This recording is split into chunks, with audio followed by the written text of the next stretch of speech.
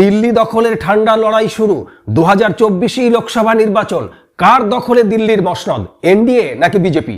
বছর ঘুরলেই লোকসভা নির্বাচন। তার আগেই প্রকাশিত 5 রাজ্যের বিধানসভা ভোটের ফল বলছে হিন্দি বলয়ের 3টি রাজ্যে কবজা করেছে বিজেপি। ছত্তিশগড় এবং রাজস্থানকেও কংগ্রেসের থেকে ছিনিয়ে নিয়েছে বিজেপি। একমাত্র তেলেঙ্গানাকেই ধরে রাখতে পেরেছে কংগ্রেস। আর এই ফলাফলের নিরিখে 2024 দিল্লির মসনদে কে বসতে চলেছে তা নিয়ে উঠেছে রাজনৈতিক তরজা। বিশেষজ্ঞদের একাধিক মতামত। অর্থাৎ লোকসভা ভোটে মানুষ কার উপর ভরসা রাখবে, ইন্ডিয়া জোট নাকি বিজেপি? ক্যালেন্ডারের পাতায় চোখ রাখলে দেখা যাবে ডিসেম্বরের শেষ লগ্নে পৌঁছেছি আমরা। দেশবাসী এখন ভুগছে 2024 লোকসভা জ্বরে।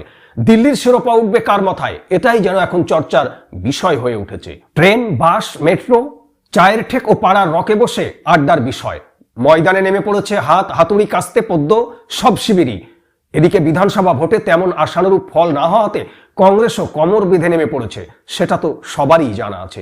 তবে এটাও সত্যি, বিধানসভা ও লোকসভা ভোটের ফলাফলের ক্ষেত্রে আকাশ পাতাল পার্থক্য হয়েছে। এমন উদাহরণও ভুরি ভুরি রয়েছে।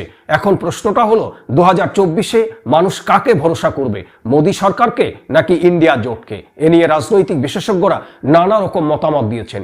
এক এক সমীক্ষায় উঠে এসেছে এক এক রকম তথ্য। সমীক্ষা অনুযায়ী মোট 543টি আসনের মধ্যে এনডিএ পেতে পারে 323টি আসন, ইন্ডিয়া জোট জিততে পারে 163টি আসনে, অন্যান্য দল পেতে পারে 57টি আসন। অনেকে মনে করছেন লোকসভা নির্বাচনের আগে এই 5 রাজ্যের বিধানসভা নির্বাচন ছিল রাজনৈতিক দলগুলির কাছে কার্যত লিটমাস টেস্ট। ভারতবর্ষের 34টি রাজ্যের মধ্যে মোট লোকসভা কেন্দ্র রয়েছে 543টি। এর মধ্যে পশ্চিমবঙ্গে 42টি, বিহারে 40টি, রাজস্থানে 25টি, ছত্তিশগড়ে 11টি, তেলেঙ্গানায় 17টি, হিমাচল প্রদেশে 4টি, হরিয়ানায় 10টি, পাঞ্জাবে 13টি ও মধ্যপ্রদেশে 29টি, দিল্লিতে 7টি, ঝাড়খণ্ডে 14টি, গুজরাটে 26টি, কর্ণাটকে 20টি, কেরলে 20টি, তামিলনাড়ুতে 39টি, গোয়ায় 2টি, মহারাষ্ট্রে 48টি, উড়িষ্যায় 21টি, জম্মু ও কাশ্মীর, লাদাখ মিলে মোট 6টি কেন্দ্রশাসিত অঞ্চল রয়েছে। উত্তর পূর্বে 11টি, অসমে 14টি, উত্তরাখণ্ডে 5টি ও উত্তরপ্রদেশে 80টি লোকসভা আসন রয়েছে।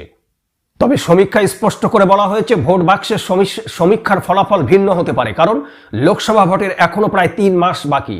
এই সময়ে ভোটদাতাদের মনে আঞ্চলিক, রাজনৈতিক ও আর্থসামাজিক নানা বিষয় প্রভাব ফেলতে পারে। স্বভাবতই রাজনৈতিক দলগুলোকেও সেই অনুযায়ী নিজেদের রণকৌশল স্থির করতে হবে, আর কেন্দ্রের শাসক দলকেও কুর্সি ধরে রাখতে ভোটের মাঠে নামতে হবে। সাধারণ মানুষকে দেওয়া প্রতিশ্রুতি পূরণ করে সব মিলিয়ে এখন দেখার কার মাথায় ওঠে দিল্লির শিরোপা।